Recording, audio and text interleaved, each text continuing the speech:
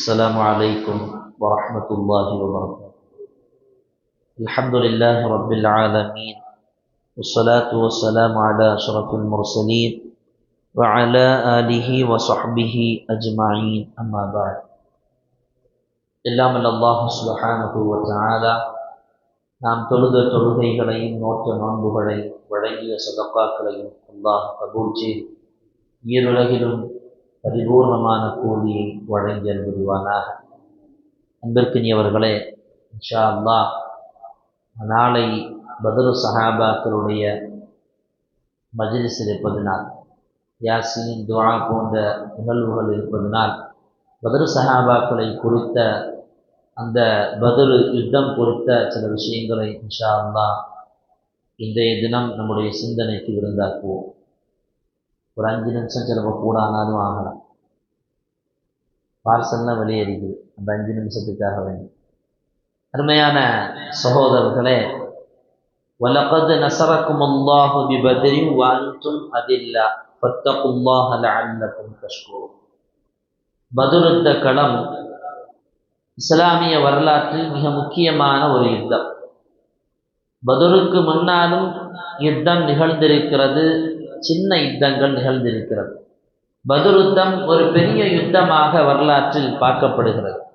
மதீனாவிலிருந்து சுமார் 130 கிலோமீட்டர் தொலைவில் இருக்கக்கூடிய பத்ர் என்ற அந்த இடம், பெருமானார் ஸல்லல்லாஹு அலைஹி வஸல்லம் அவர்களும் சஹாபாக்களும் ரமலான் 16 அன்று இரவில் அந்த இடத்திற்கு செல்லுகிறார்கள். 17வது நாள் பகல் நோன்பு பிடித்தவர்களாக பத்ர் யுத்த களம் அந்த பத்ர் என்கிற அந்த இடத்தில் நிகழ்கிறது. இந்த யுத்தத்தில் சஹாபாக்கள்ல இருந்து, முஸ்லிம்கள்ல இருந்து மொத்தம் 14 பேர்கள் மரணமாகிறார்கள். 6 பேர்கள் முஹாஜிர்கள், 8 பேர்கள் அன்சாரி சஹாபிகள். பத்ர் யுத்த களத்தில் எதிரிகள் 1000 பேர்கள், அதில் 70 பேர்கள் மரணமாகிறார்கள். சில பேர்கள் அங்கே பெருமானார் அவர்களிடத்தில் கைதிகளாகவும் பிடிக்கப்படுகிறார்கள்.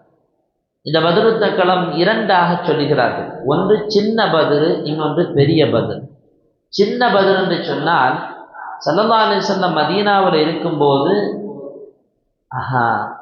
ஷாம் தேசத்திற்கு அபூ சுஃபியான் ரலியல்லாஹு அன்ஹு இஸ்லாத்துக்கு வர்றதுக்கு முன்னால அவங்க தலைமையில ஒரு படை வியாபார விஷயமாக ஷாமுக்கு போயிட்டு திரும்ப வர்றாங்க. வர்றவங்க மதீனாவை டச் ஆகாம போக முடியாது. இந்த தகவல் ரசூலுல்லாவுக்கு வருது. ஷாம்ல இருந்து அபூ சுஃபியான் அவர்கள் சுமார் 1000 ஒட்டகம், 50,000 தங்க நகைகளுடன், தங்கங்களோடு அவர் மதீனாவை அந்த பகுதியோட மக்காவுக்கு போக இருக்கிறார் அப்படிங்கிற தகவல் வந்தப்போ ஸல்லல்லாஹு அலைஹி வஸல்லம் அவர்கள் அப்துல்லாஹ் இப்னு ஜஹஷ் ரலியல்லாஹு தலைமையில ஒரு படையை அனுப்பி அவங்கள வழியிலேயே இடைமறைத்து அவங்கள்ட்ட இருக்கிற பொருட்களை வாங்குறதுக்காக வேண்டி ரசூலுல்லாஹ் ஆள் அனுப்புறாங்க. நீங்க கேட்கலாம், ஒரு வணிகத்தினுடைய பொருட்களை அபகரிக்கலாமா அப்படின்னு கேட்கலாம்.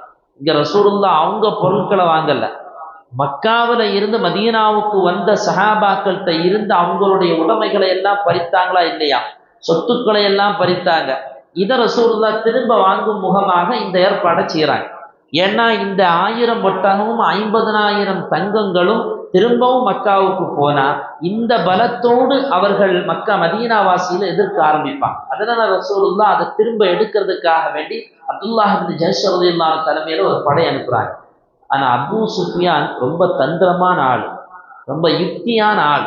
என்ன பண்ணாங்க, இந்த தகவல் அப்துல்லாஹ் இப்னு ஜஹஷ் வர்றாங்கங்கிற தகவல் வந்த உடனேயே இவர் பாதையை மாற்றுகிறார். எப்பவுமே வர்ற பாதையில் அல்லாம ரசூலுல்லாஹ் எப்படி மதீனாவுக்கு வரும்போது வேற பாதையில் வந்தாங்களோ இதே மாதிரி ஒரு வேற பாதையை மாற்றுகிறார். அதனால அப்துல்லாஹ் இப்னு ஜஹஷ் ரலியல்லாஹு தலைமையில வந்த படை ஏமாந்து திரும்ப மதீனாவுக்கு வருது. இதுக்கு இடையில அபூ சுஃபியான் ஒரு வேலை பார்க்கிறாரு. என்ன அப்படின்னா, ரொம்ப வேகமாக குதிரையை ஓட்டுகிற லந்தமு பின் அம்ர் பின் அல்-கிஃபாரி என்கிற ஒரு வீர குதிரை ஓட்டிய, வேகமா நீ இந்த செய்தியை போய் மக்கால போய் சொல்லிடு அப்படின்னு சொல்லி இந்த குதிரை ஓட்டியை அனுப்பி வைக்கிறார். இவரு வேகமா வர்றாரு. இப்ப அபூ சுஃபியான் ஒரு பாதையில வர்றாங்க. ரசூலுல்லாஹ் அனுப்புன அந்த படம் திரும்ப மதீனாவுக்கு போகுது. இந்த லந்தமுல் கிஃபாரி மக்காவுக்கு வந்துட்டு இருக்காரு. இதுக்கு இடையில மக்காவில் ஒரு நிகழ்வு நடக்குது. என்னன்னா, அப்பாஸ் ரலியல்லாஹுடைய தங்கச்சி ஆத்திகா ரலியல்லாஹு அன்ஹா அவங்க ஒரு கனவுக்க பார்க்குறாங்க. என்ன அப்படின்னா, மக்காவினுடைய மலையில இருந்து ஒரு பெரிய பாறாங்கல் உருண்டு மக்காவினுடைய வீடுகளுக்குள்ளாலெல்லாம் புகுந்து போகுது. இந்த தகவலை கனவுல பார்த்த உடனே ஆத்திகா தன்னுடைய சகோதரர் அப்பாஸ் அவங்கள்ட்ட இந்த நிகழ்வை சொல்றாங்க. நான் இப்படி ஒரு கனவு பார்த்தேன் அப்படின்னு சொல்லி. உடனே அப்பாஸ் ரலியல்லாஹு சொன்னாங்க, யார்கிட்டையுமே இந்த கனவை சொல்லிடாத, ஏதோ ஒரு போர் வரப்போகிற மாதிரி ஒரு கனவு தான். யாரோ ஒருத்தர் அந்த கனவுலேயே சொல்றாரு, போர் வரப்போகுது. அப்போ இந்த செய்தியை சொன்னோன்னே அப்பாஸ் ரலியல்லாஹு சொன்னாங்க, யார்கிட்டையுமே சொல்லிடாத அப்படின்னு சொல்லி அப்பாஸ் ரலியல்லாஹு தன்னுடைய நண்பர்கிட்ட சொன்னாங்க. பொதுவாக அப்படித்தானே, நம்ம யார்ட்டையும் சொல்லாதுன்னு சொல்லி நம்ம ஒரு ஆள்கிட்ட சொல்லுவோம், நமக்கு நெருக்கமான நம்பிக்கையான ஒரு ஆள்கிட்ட சொல்லுவோம், அவர் இன்னொரு ஆள்கிட்ட யார்ட்டையும் சொல்லிடாது அப்படின்னு சொல்லி சொல்லுவார். இப்படி சொல்லி மக்கா பூரா பரவின உடனே என்ன ஆச்சு தெரியுமா? அபூஜஹல் காதுக்கு போகுது இந்த தகவல். அபூஜஹல் என்ன பண்றான் அப்படின்னா, இந்த தகவலை கேள்விப்பட்டவொடனே அப்பாஸ் ரலியல்லாஹு தவாப்பு செஞ்சுட்டு இருக்கும்போது வேகமா வர்றான். வேகமா என்ன பண்றான், அப்பாஸ் ஏதோ போர் வர போகுதுன்னு சொன்னியாமே, 3 நாள்ல போர் வரும், அப்படி வரல அப்படின்னா மக்காவிலேயே ஆக பொய் சொல்ற குடும்பங்கிறது உங்க குடும்பம் தான்ங்கிற பட்டம் சுமத்தப்படும் அப்படின்னு சொல்லிட்டு அவன் கிளம்பி போயிட்டான். 3 நாள் ஆகுது. 3 நாள் ஆனதுக்கு பின்னால திரும்ப அதே மாதிரி அபூஜஹல் வர்றான். அபூஜஹல் வர்றான். அப்பாஸ் ரலியல்லாஹு நிற்கிறாங்க, மக்கள் எல்லாம் நிற்கிறாங்க, காபாவை சுற்றி நிற்கிறாங்க. அவன் கேட்குறான், இந்த 3 நாள்ல போர் வரும்னு சொன்னியே, போரையும் காணும் ஒன்னையும் காணும், நீங்க தான் ஆக அரபுகள்லையே பொய்யான குடும்பம்னு சொல்லி 2 பேருக்கும் கை கலப்பு ஆகிட்டு இருக்கும் போதே அந்த லம்பமில் கிஃபாரி உள்ள வர்றார். எப்ப கிளம்புனவர் அவரு? அப்ப கிளம்புனவர். உள்ள வரும்போது சட்டையெல்லாம் கிழிச்சுக்கிட்டே வராது. லத்தீமா போர் வந்துட்டு என்ன கிளம்புங்க. இங்க 2 பேரும் பேசிட்டு இருக்கும் போதே அந்த லம்பமில் கிஃபாரி உள்ள வர்றாங்க. இந்த தகவலை கேள்விப்பட்ட உடனே அப்பந்தான் அபூஜஹல் என்ன செஞ்சுதான் புறப்பட ஆரம்பித்தாங்க. அங்கிருந்து அபூ சுஃபியான் எந்த பிரச்சனையும் இல்லாம பாதுகாப்போடு வந்திருக்காங்க. ஸல்லல்லாஹு அலைஹி வஸல்லம் மதீனாவுக்கு போயாச்சு. லம்பமில் கிஃபாரி தகவலை சொல்றாரு. அபூஜஹல் கிளம்புறான். இடையில பொதி வருது. இந்த பொதி கவனத்துல நிறைய போயிடும் பயான். எங்க தயவு செஞ்சு அங்க வைங்க, ஒன்றும் பிரச்சனை இல்லை, எல்லாருக்கும் பொதி உண்டு. எல்லாம் இப்படி பார்த்துட்டு இருக்கிறவங்க டக்குன்னு பொதியில கண்ணு போயிட்டுனா அப்புறம் நமக்கு இன்ட்ரெஸ்ட் போயிடும்.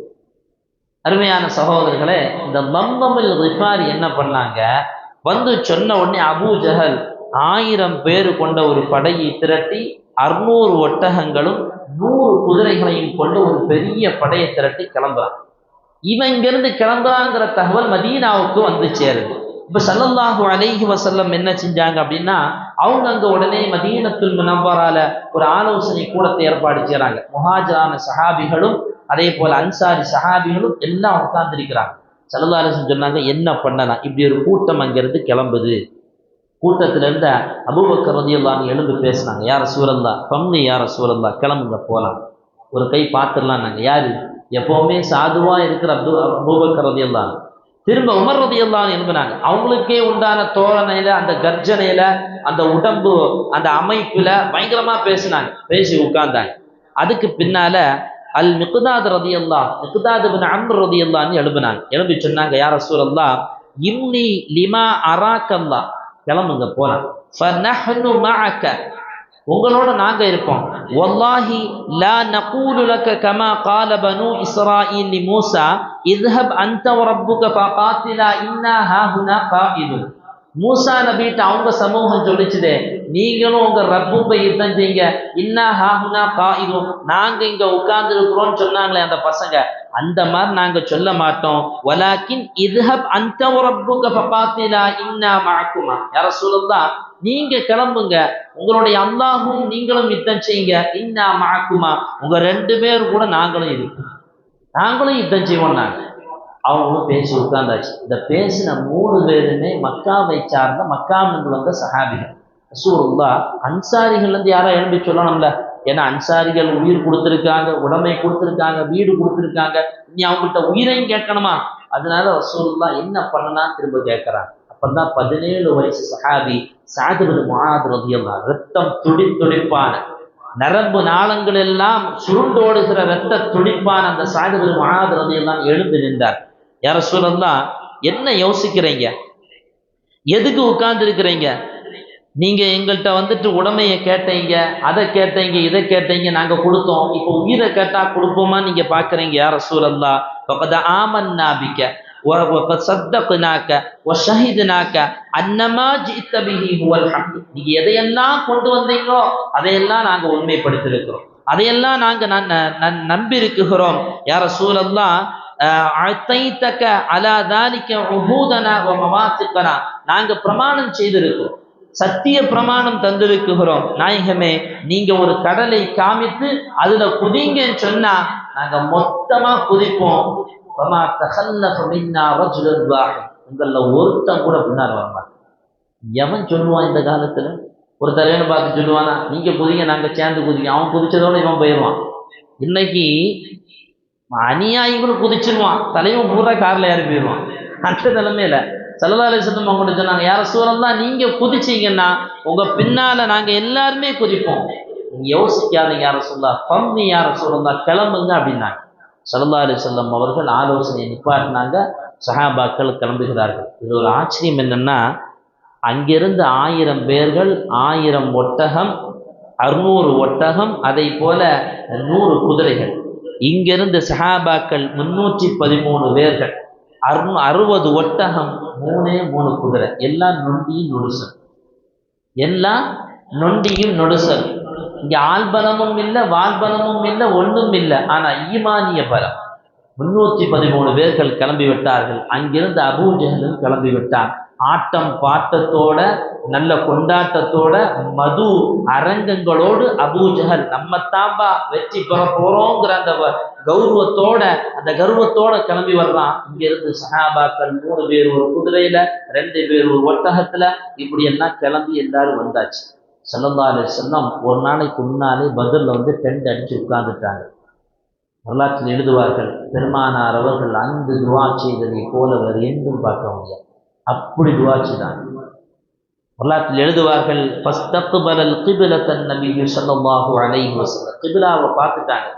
சும்ம மத்த யதைஹி, ரசூலுல்லாஹ் கையை 2ஐ நீட்டி, அல்லாஹும்ம இன்னக இன் துஹ்லிக ஹாதிஹில் இஸாபத மின் அஹ்லில் இஸ்லாம், இந்த இஸ்லாமிய படையை நீ அழித்து விட்டால் லா துஅபது ஃபில் அர்த், இதுக்கு பிறகு இந்த பூமியில உன்னை வணங்குவதற்கு யாருமே இருக்க மாட்டாங்க, வெற்றியை கொடியா அல்லாஹ். ஃபமா ஸால யஹ்திஃபு பிரப்பிஹி.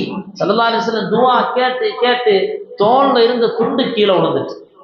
அபூபக்கர் ரலியல்லாஹு அன்ஹு தோள்ல இருந்த துண்டை தரையிலிருந்து எடுத்து மேல போட்டு கொடுத்து, யா ரசூலல்லாஹ் போதும் எந்திரிங்க அப்படின்னாங்க. ரசூலுல்லாஹ் இல்ல, துஆ கேட்டுக்கிட்டே இருந்தாங்க. இதுக்கு இடையில அபூ ஜஹல் ஒரு துவா செஞ்சான்.